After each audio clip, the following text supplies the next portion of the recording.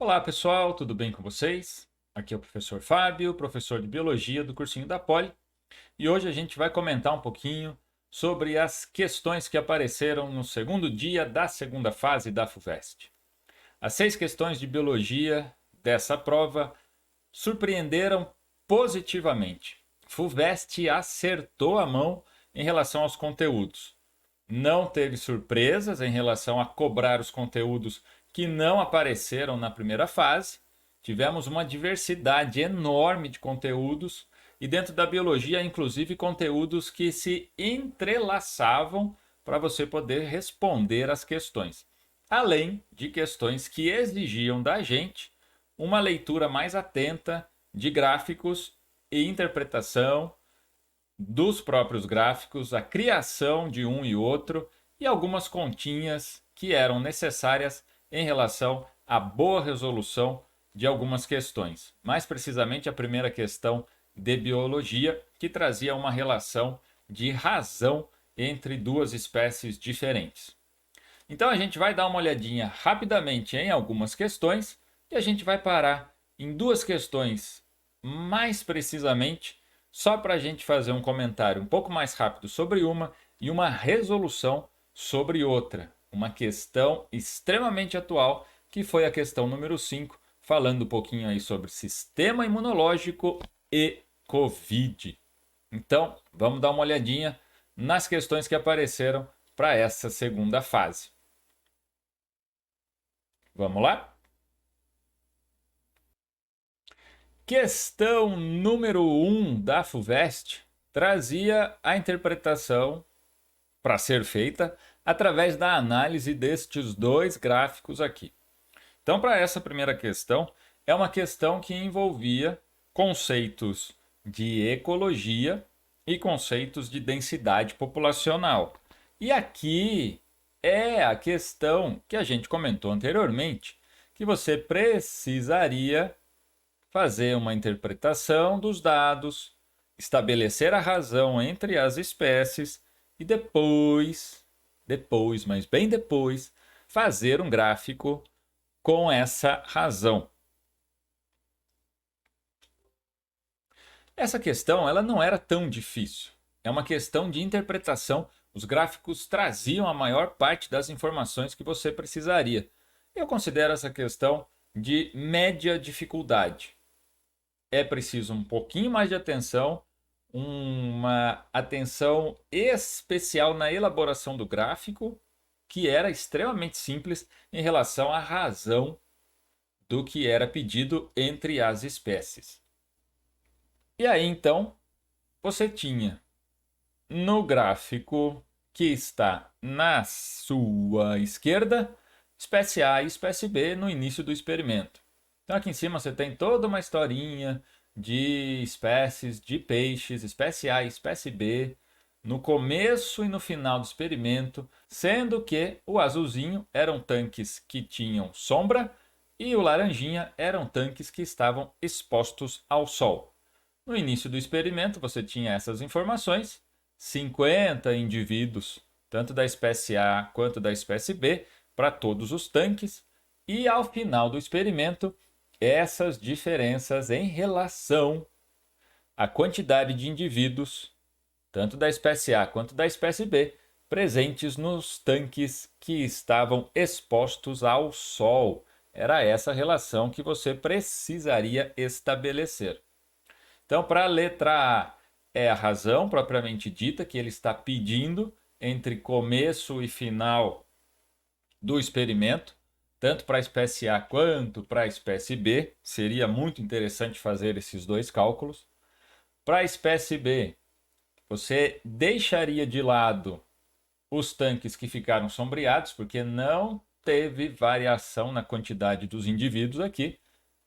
Mas em relação ao tanque exposto ao sol, sim, tivemos variação em relação à quantidade. Essa relação, para a pergunta B, essa relação da razão entre as espécies era para ser preenchida nesse espaço aqui da folha de respostas. Então, aqui você precisaria encontrar a razão entre essas duas espécies e traçar uma linha referente a isso. E para a letra C, quais são as interações biológicas que podem explicar essas diferenças em relação à quantidade de indivíduos no começo e no final do experimento? Então, uma questão aqui de média complexidade. Para essa questão número 2, para você que acompanhou a revisão de segunda fase, nós tivemos uma questão muito parecida na FUVEST de 2019. Deixa eu pegar ela aqui só para ver se você se recorda dela, que foi trabalhada na revisão. Eu e o professor Danilo, mais o professor Danilo, inclusive, que fez a resolução dessa questão da FUVEST de 2019, muito parecida com essa que está aqui na sua tela. Dá uma olhadinha aqui e vê se você se lembra. Olha a questão de 2019. Interpretação da tabela de códons e de anticódons aqui com os aminoácidos presentes no RNA mensageiro. Foi exatamente isso que foi cobrado em uma das partes dessa questão de biologia, que foi a questão número 2. Mas também a gente tem uma interação de assuntos da biologia dentro dessa questão. Começa com uma interpretação de um heredograma. Então aqui você bate o olho nela, já se assusta com a questão, mas é uma questão relativamente fácil. Aqui então você precisaria identificar, e ainda tem uma legenda que te ajuda, qual é o padrão de herança dessa doença. Então, uma parte aqui relacionada com a genética. Uma segunda parte, além de estar relacionada com a genética, ela está relacionada com a síntese proteica, com RNA mensageiro e com mutações no RNA responsáveis pela fabricação dessa proteína defeituosa e o surgimento, o aparecimento dessa doença chamada hemocromatose juvenil. Então aqui nós tínhamos uma interação entre genética e síntese proteica associada com mutações no DNA. A tabela te ajuda, tem um monte de informação. O heredograma te ajuda, também tem um monte de informação. E ainda você tem um pedacinho do RNA mensageiro aqui, bem especificado, que a mutação acontece no aminoácido de número 320.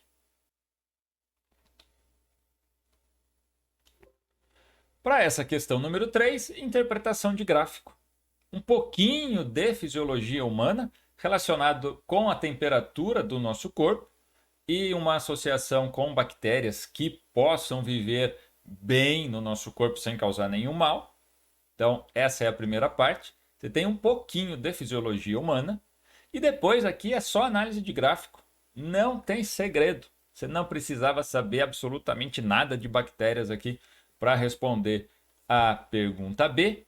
E em relação à pergunta C, aqui você, de novo, precisaria de uma análise atenta ao gráfico para poder responder isso daí e de um processo de desnaturação de macromoléculas, tanto de proteínas quanto de ácidos nucleicos. Então você precisaria saber um pouquinho aí de bioquímica, mas bem superficialmente, para saber que essas moléculas sofrem o processo de desnaturação com o aumento da temperatura, que dava para responder somente com a análise dos gráficos e das espécies que estão presentes aqui. Essa questão número 4, uma questão clássica de ecologia. Aqui a gente vai estar falando de ecologia e mais para o finalzinho dela, estaremos sendo cobrados, fomos cobrados nessa questão, em relação a níveis de organização biológica. Pergunta A, pergunta B. Pergunta A, dinâmica de populações. Pergunta B, clássica de ecologia de conceitos básicos. Pergunta C, níveis de organização biológica. Então, sabendo esses conteúdos, você responderia essa questão também com certa facilidade. Não era uma questão difícil também não era uma questão média. Consideramos essa questão como sendo uma questão fácil para uma FUVEST de segunda fase. Para a questão C, você precisaria completar a frase da sua folha de respostas usando, deixa eu sair daqui, essa sequência dos níveis de organização e com isso você preencheria as lacunas que estavam sendo pedidas aqui. De novo, FUVEST surpreendendo positivamente com uma questão relativamente fácil para a gente responder. Essa questão 5, a questão mais bonita da prova e questão extremamente atual. Essa foi a melhor questão que a FUVEST apresentou para essa segunda fase em relação à biologia. Das 6 que estavam presentes, essa, na minha opinião, foi a questão mais bonita. E não era uma questão tão difícil. Tinham várias informações relacionadas com a interpretação do gráfico e com os desenhos que já te davam várias dicas de como você poderia responder essa questão. Além do mais, é uma questão que está na mídia. Tem pelo menos um ano pode ser muito, mas 6 meses, que a gente só fala disso. Em qualquer lugar, para você que foi mais atento, pôde perceber que as notícias rodeiam a pandemia. Inclusive, funcionamento do sistema imunológico. Então, para essa questão, a questão mais bonita da prova, repetindo isso, estou enfatizando isso, foi uma questão extremamente bonita. A gente vai resolver essa daqui com carinho, com cuidado, com dedicação. E aí você tem um alento no fim dessa resolução, que foi uma questão de média complexidade, quando você analisa agora as informações que a questão te trouxe. Vamos ali dar uma olhadinha. Então a questão número 5 diz a seguinte coisa. Analise a resposta imunológica à infecção do organismo pelo coronavírus do tipo SARS-CoV-2, associada à Covid-19. A variação na quantidade de vírus no organismo, os sintomas, quando estão presentes, e as possibilidades de diagnóstico da infecção por 2 métodos X e Y ao longo de 20 dias após a infecção. Ele não te dá quais são os métodos. Aqui você precisaria saber. Olhando o desenho, você tem aqui o SARS-CoV-2 entra em contato com o epitélio pulmonar e os fagócitos começam a trabalhar, identificam esse indivíduo e em até 12 horas esses caras começam a identificação. Aqui você tem um intervalinho, então pode jogar aí a partir dessas 12 horas até o 7º dia. A partir do 7º dia, olha aqui, você tem a participação dos linfócitos B, identificando os vírus, se multiplicando e produzindo os anticorpos a partir do 7º dia. Isso está no gráfico. A partir do 7º dia, o início da curva pontilhada. Então, está aqui. E até o 20º dia, a produção em massa, olha aqui, de anticorpos. Então, era essa a informação que o gráfico lhe trazia. Letra A. Cite uma função da febre nos primeiros 5 dias da infecção por SARS-CoV-2. A febre é um indício de que o seu corpo foi invadido por um agente patogênico. Ela é um alerta. A febre é um sinal de alerta indicando que o seu corpo está passando por algum problema. Além disso, ela faz com que a temperatura aumente, claro, por isso você está com febre, e, consequentemente, o seu corpo se torna um ambiente inóspito, entre aspas, para a proliferação do vírus. Então, essa é a resposta mais esperada para a letra A. Mais ou menos assim tinha que ficar. Letra B. Dos métodos citados, identifique e justifique aquele mais indicado para o diagnóstico da infecção por SARS-CoV-2 pela presença de anticorpos. Então, aqui a gente quer saber qual é o exame utilizado que vai detectar a presença de anticorpos. Segundo o gráfico apresentado, em qual dia após a infecção o diagnóstico será mais preciso utilizando este método? Se a gente for usar o método Y, estaremos fazendo uso, num intervalo curtinho de tempo aqui, ó, entre 0 e 10 dias, com 5 dias aqui no máximo, então de 3 a 10 seria um bom intervalo, do RT-PCR. RT-PCR não detecta anticorpos. O método Y não serve. O RT-PCR é o cotonetão que vai no fundo do nariz, na nasofaringe mais precisamente, e vai coletar um muco, vai coletar um ranho que está lá no fundo, para ver se o vírus está presente. E aí vai ser feita uma detecção do RNA viral, caso ele esteja presente, e aqui ele está. Não tem detecção de anticorpos. Método Y não serve. A gente vai para o método X, que é exame de sangue, no qual a gente vai atrás dos anticorpos, das imunoglobulinas, do IgM e do IgG. E aqui, qual é o dia mais indicado para isso? É o 20º dia, no qual você tem uma quantidade muito alta de anticorpos que será facilmente detectada pelo exame de sangue que corre atrás dos anticorpos. E letra C. A resposta imunológica à infecção por SARS-CoV-2 pode causar inflamação pulmonar. Isso resulta em acúmulo de líquido nos pulmões, o que prejudica a troca gasosa, também chamada hematose, diminuindo a saturação de oxigênio no sangue. Então, até aqui você tem uma afirmação. Como o acúmulo de líquidos nos pulmões interfere na troca gasosa? Essa é a primeira pergunta. O que acontece com o pH do sangue quando ocorre diminuição da saturação de oxigênio? Segunda pergunta. Então, olha o que acontece aqui.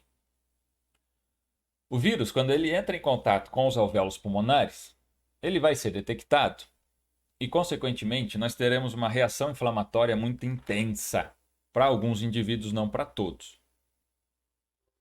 É essa reação inflamatória que faz com que o indivíduo seja levado à UTI e seja intubado.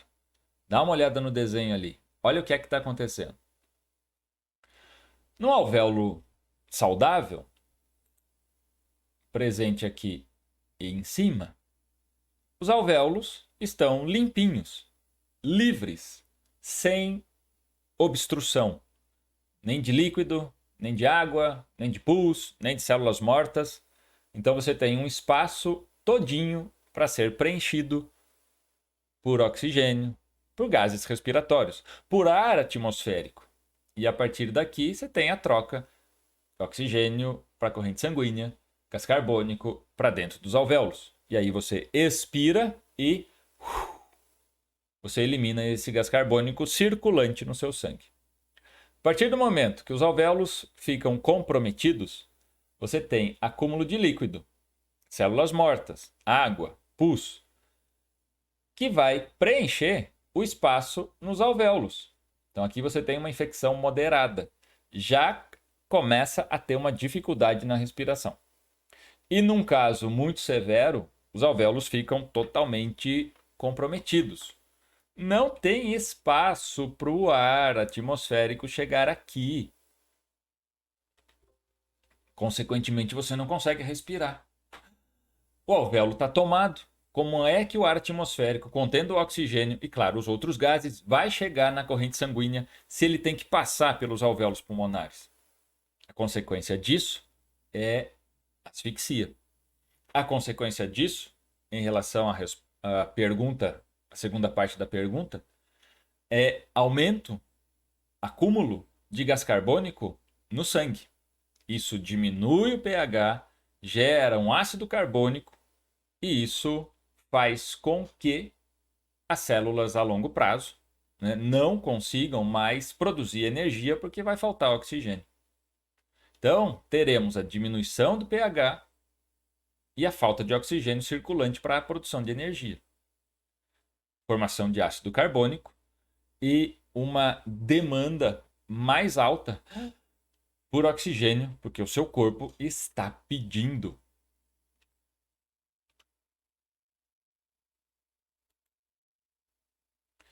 Então, como o acúmulo de líquidos nos pulmões interfere na troca gasosa, obstruindo os alvéolos pulmonares e ocupando o lugar do ar atmosférico que está trazendo oxigênio.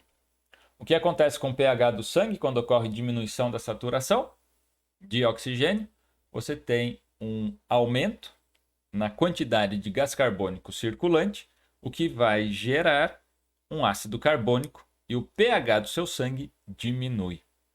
Questão bonita, extremamente atual, que a FUVEST trouxe. Acertou a mão 100% nessa questão. E a última questão de biologia. Temos aqui uma misturança de evolução com botânica e citologia, na qual foram exigidas da gente questões relacionadas com evolução, para a letra A, pedindo uma comparação entre seleção natural e seleção artificial. Para a letra B, uma parte clássica da botânica, no qual você precisaria lembrar das características gerais das monocotiledôneas e responder corretamente essa tabelinha que estava aqui. Nessa tabelinha, você deveria ter colocado os exemplos de monocotiledôneas no qual a gente usa. Por exemplo, caule. Qual é a monocotiledônea que você se aproveita do caule? Cana-de-açúcar, por exemplo. Da flor, não que você vá comer, mas a orquídea, por exemplo, é um tipo de monocotiledôneas. E fruto. Fruto você pode falar do açaí, você pode falar do coco, você pode falar do milho verde, na espiga. É um fruto de monocotiledônea. Então, características exclusivas da monocotiledônea aqui. E para a letra C, uma questão de citologia para se identificar a ploidia destes dois indivíduos resultantes do processo de seleção artificial. Então foi isso, gente. As questões de biologia muito bem elaboradas, nenhuma surpresa. O FUVEST acertou a mão para esse ano. Muito boa prova, uma prova bonita, e eu espero que vocês tenham ido bem. E agora, daqui para frente, relaxe, dá uma descansada, respira e depois passe lá no cursinho para contar para a gente onde é que você entrou. Então é isso aí, pessoal. Espero que vocês tenham gostado. Até a próxima. Um abração para vocês. Tchau!